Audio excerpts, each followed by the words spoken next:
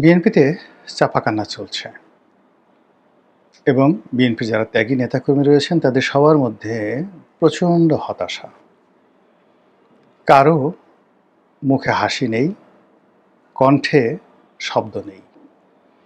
তারা ফিসফিস করে একে অপরের সঙ্গে আলাপ আলোচনা করছে আর আপনজনদেরকে ডেকে ডেকে বলাবলি করার চেষ্টা করছে, কি হলো, 17 বছর এত পরিশ্রম করলাম, 30 বছর, 40 বছর, 50 বছর রাজনীতি করলাম, বিনিময়ে কি পেলাম?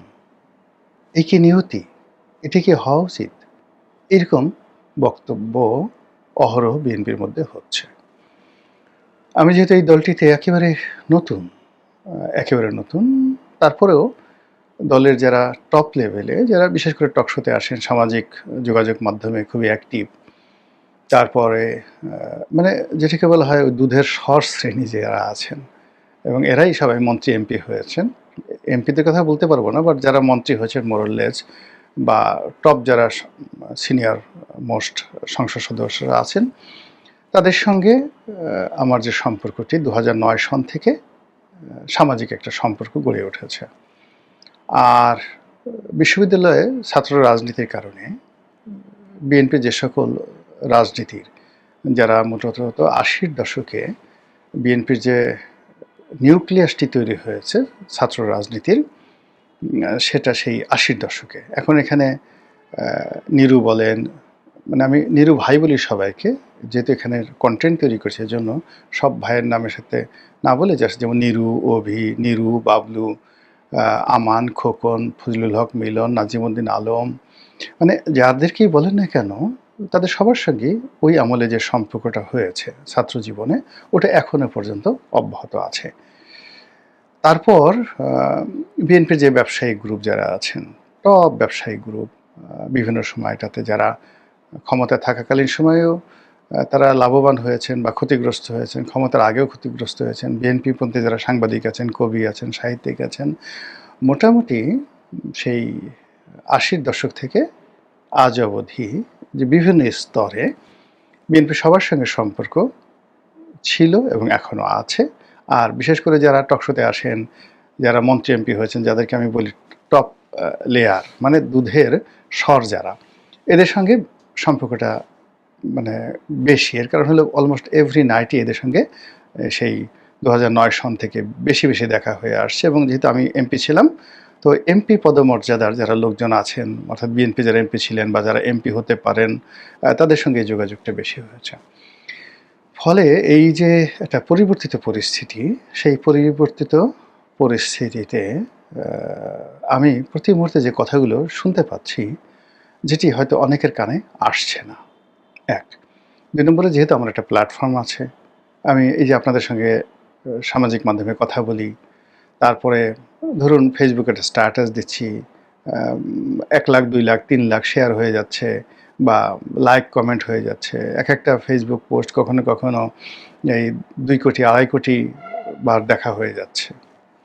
তো যার কারণে হয় কি, মানুষজন বলে, অনেক বড় বড় মিডিয়া হাউস বলেন, অনেক বড় বড় সাংবাদিক বলেন, তারাও দেখা গেল যে একটু বলে যে ঠিক আছে, রনি সাহেবকে যদি কথাটা বলি আর সে যদি তার সোশ্যাল মিডিয়াতে এই কথাগুলো তুলে ধরে, তাহলে তাদের জন্য ভালো হবে। বিকজ দেখা গেল যে আপনি প্রথম আলোর কথাই চিন্তা করেন, প্রথম আলোর সার্কুলেশন কত। আমি সবচেয়ে বাংলাদেশের মানে যাকে বলা হয় এই গত কয়েক বছরে একেবারে টপ চার্টে যে পত্রিকাগুলো ছিল, তার মধ্যে বাংলাদেশ প্রতিদিন 1 নম্বর। তো বাংলাদেশ প্রতিদিনে সেই আমি 2009 সন থেকে লিখছি।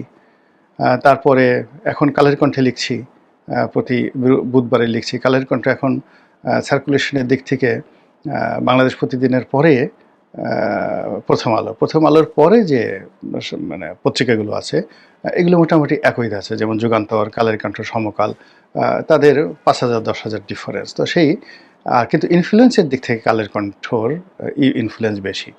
কালের কণ্ঠের নিউজের কারণে সেই গত কয়েক বছরে সারা বাংলাদেশে অনেক তোলপাড় হয়েছে। এই যে বেনজির সাহেবের চাকরি গেল, তারপর শেষে এই যে রাষ্ট্রপতিকে নিয়ে যে সাক্ষাৎকার দেওয়া হলো, মানে বাংলাদেশের গত 10 বছরে কালের কণ্ঠের রিপোর্টের কারণে যত তোলপাড় হয়েছে, এত তোলপাড় প্রথম আলোর রিপোর্টও হয়নি। তো সেই কালের কণ্ঠে আমি প্রতি বুধবারে লিখি, কিন্তু কতজন মানুষে পড়ে?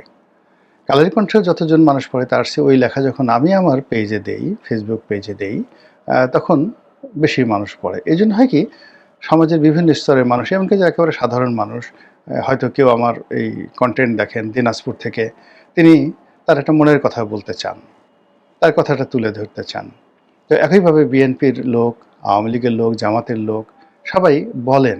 বলার ফলে কি হয়, আমার মধ্যে একটা প্রতিক্রিয়া তৈরি হয়। বিভিন্ন অ্যাঙ্গেল থেকে যখন মানুষের দুঃখের কথাগুলো মানে শুনি, এখানে আরেকটা ব্যাপার উল্লেখযোগ্য হলো, মানুষ কিন্তু আপনার সুখের কথা বলবে না। যারা মন্ত্রী হয়েছেন, যারা খুব আনন্দ পাচ্ছেন, মন্ত্রী হওয়ার পর ভালো বাড়িটা পেয়েছেন। আজকে যেমন আমি আসছিলাম, আমার পিছনে বা পাশ দিয়ে আরেকজন মন্ত্রী আসছিলেন। তো আমি দেখলাম যে মন্ত্রীর গাড়িটা একেবারে নতুন চকচকে গাড়ি, অর্থাৎ সম্ভবত মানে ২০২৪ সনে ওই যে এমপিরা অনেকগুলো গাড়ি এনেছিল। লেটেস্ট মডেলের ল্যান্ড ক্রুজার যে গাড়িগুলো এনেছিল, সেগুলো তো সরকার সেগুলো সিজ করেছে।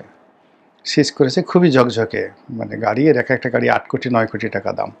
৪৫০০ সিসির ল্যান্ড ক্রুজার মডেলের একেবারে এলসি 300 সবচেয়ে দামি গাড়ি। তো তারেক রহমান সাহেব যেটাতে চলছেন ওটা হলো প্রাডোর, কিন্তু প্রাডোর চেয়ে আপগ্রেডের যে গাড়ি এমপি এনেছিলেন মানে কোথায়, কিন্তু এগুলো তারা ছাড়াতে পারেননি। তো ওইরকম একটা গাড়িতে চড়ে এক মন্ত্রী মহোদয় যাচ্ছিলেন আমার পাশ দিয়ে। এখন নিঃসন্দেহে ভিতরে যিনি বসা ছিলেন তিনি তো আমাকে চেনেন। আমার গাড়ির তো গ্লাস মানে যাকে বলা হয় একেবারে আমাকে দেখা যায়, মানে আমি কখনো রঙিন গ্লাস নিয়ে বা কোনো টিন্টেড গ্লাসের গাড়িতে চড়ি না। আমার গাড়িতে সবসময় স্বচ্ছ গ্লাস থাকে, সাদা গ্লাস থাকে। তো সেই গ্লাসে মন্ত্রীকে দেখা যাচ্ছিল না ভিতরে কোন মন্ত্রী, বিকজ তাদের গাড়িটা একেবারে পুরো কালো গ্লাস, কিন্তু মন্ত্রী তো আমাকে দেখতে পাচ্ছিলেন।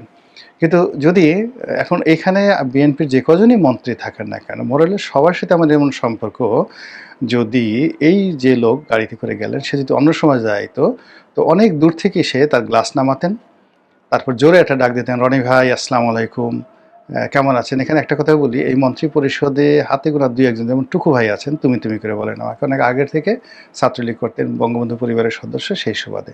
আর মোরাললেস কিন্তু সবার সাথে আমার সম্পর্ক কিন্তু আপনি সবাই মানে যত সিনিয়র হন না কেন, ইভেন মঈন খান সাহেবের মতো মানুষও কিন্তু আপনি আপনি করে কথা বলেন, আব্দুল আল মিন্টু সাহেবের মতো মানুষ রনি ভাই করে কথা বলেন। তো ওই জন্যই বললাম যে অন্য সময় হলে গ্লাসটা নামানো হতো, তারপরে শেষে ইভেন টুকু ভাই বিদ্যুৎ মন্ত্রী যিনি হয়েছেন তিনিও যদি দেখতেন গাড়ি নামে বলতেন, রনি কেমন আছো ভাই, কোথায় আছো, কেমন আছো, বা রনি ভাই কেমন আছেন, এই কথাগুলো তারা বলতেন। কিন্তু আজকে যেটা দেখলাম সেটা হলো মন্ত্রী মহোদয়ের গ্লাস নামলো না। আমিও ওর ভয়ে কোন মন্ত্রী সেদিকে তাকানোর চেষ্টা করলাম না, আমিও স্বাভাবিকভাবে আমার গাড়িতে করে আমি সেই মন্ত্রীপাড়ার ভিতর দিয়ে আসছিলাম। তো এইরকম যে ঘটনা, সেই ঘটনাগুলো কিন্তু ঘটছে।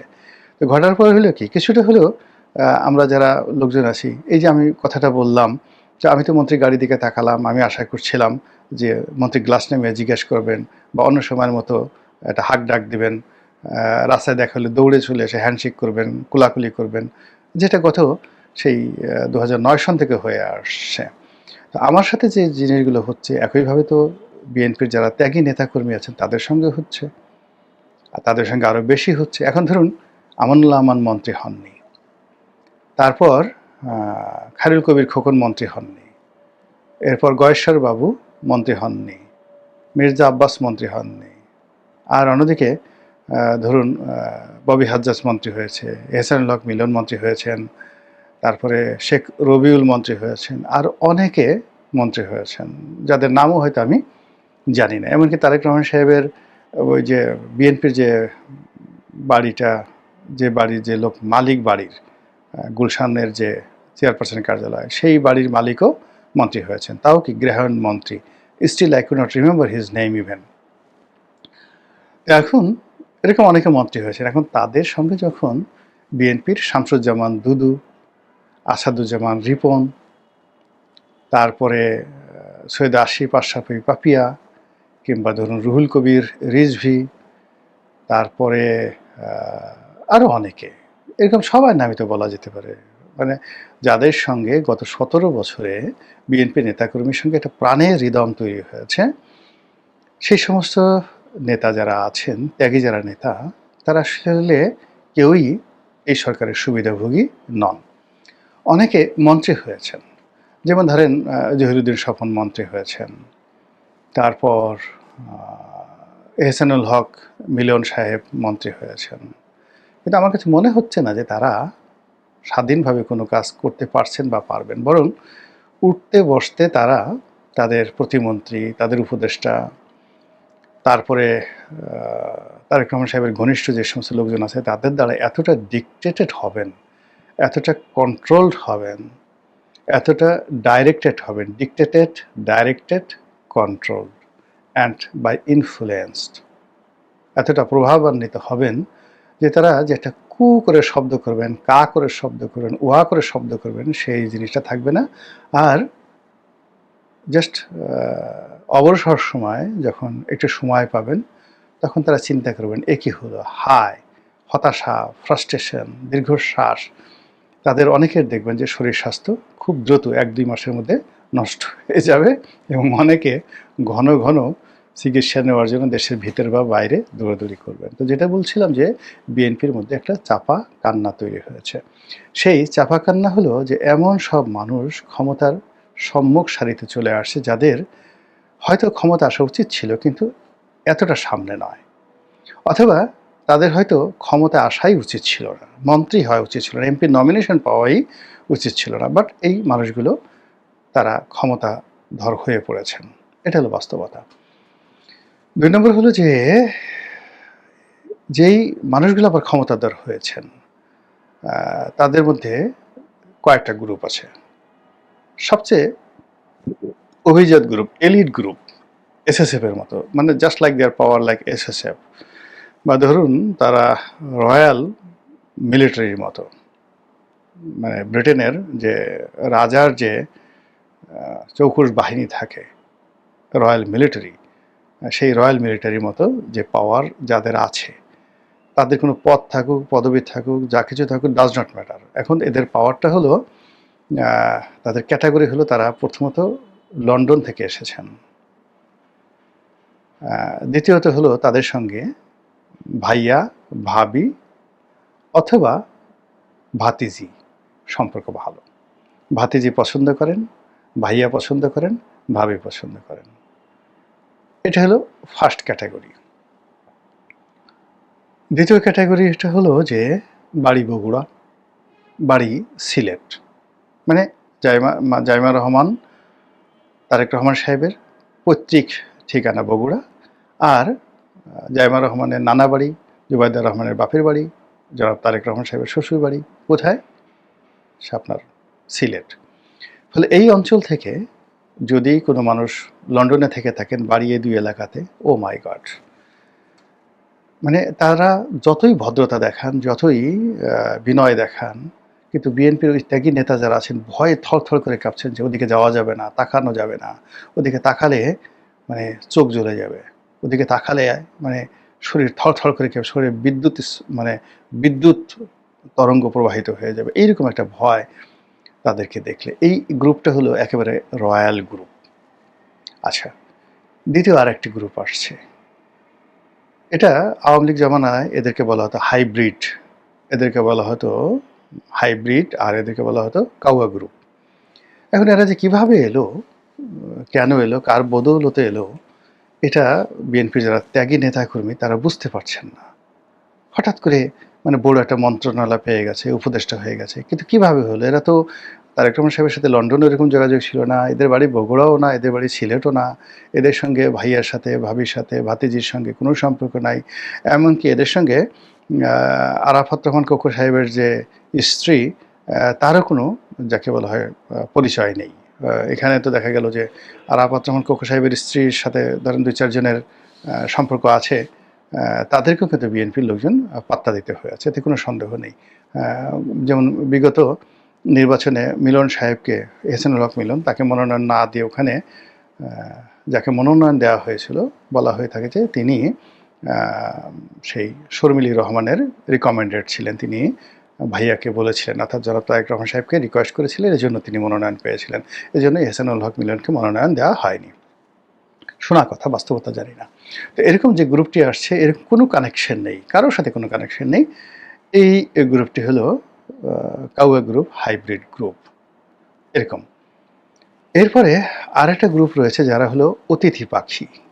অতিথি পাখি মানে কি বলবো, মাইগ্রেটেড বার্ড। যেমন আওয়ামী লীগ জামানাতে যাকে বলা হয় এহসানুল হক মিলন ছিলেন, না সরি, আওয়ামী লীগ জামানাতে, সরি, মিলন ভাই আমার খুব ঘনিষ্ঠ বন্ধু, বারবার শুধু মিলন ভাইয়ের নাম এসে যায়। সেটা হলো আওয়ামী লীগ জামানাতে ছিলেন ইনু ভাই, হাসানুল হক ইনু। এহসানুল হক মিলন আর এহসানুল হক হাসানুল হক নামে, যেহেতু আমি স্ক্রিপ্ট ছাড়া কথাগুলো বলছি রেডিমেড, তো এহসানুল হক মিলনের পরিবর্তে হাসানুল হক ইনুর নাম চলে আসে, বা ইনুর পরিবর্তে মেনন এর নাম চলে আসে। তো এখন আওয়ামী লীগ জামানাতে ইনু ভাই ছিলেন, মেনন ভাই ছিলেন, তারপরে শেষে ওই যে আর একজন ছিলেন, আরও বেশ কয়েকজন ছিলেন। তো এদের খুব দাপট ছিল, বিভিন্ন রকম দাপট ছিল। তো এই জন্য এদেরকে দেখে সবাই বলতো সূর্যের চাইতে বালির তাপ বেশি। এই জমানাতে একই অবস্থা হয়েছে। হঠাৎ করে কিছু মাইগ্রেটেড বার্ড চলে আসছে। কেউ হয়তো অন্য দল থেকে আসছে, কেউ নিজের দল নিয়ে, দলবল নিয়ে আসছে, কেউ জোট সঙ্গী হিসেবে আসছে।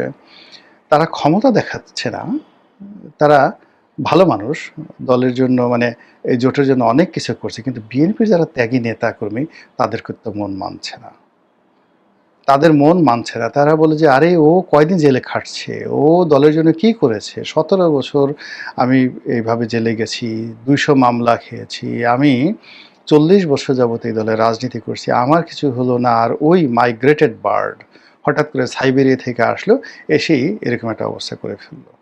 এটা কি হলো, হায় হায় হায়, দুনিয়া থেকে বিচার নাই। তারা এভাবে কিন্তু যাকে বলে হাপিত্যেশ করছেন।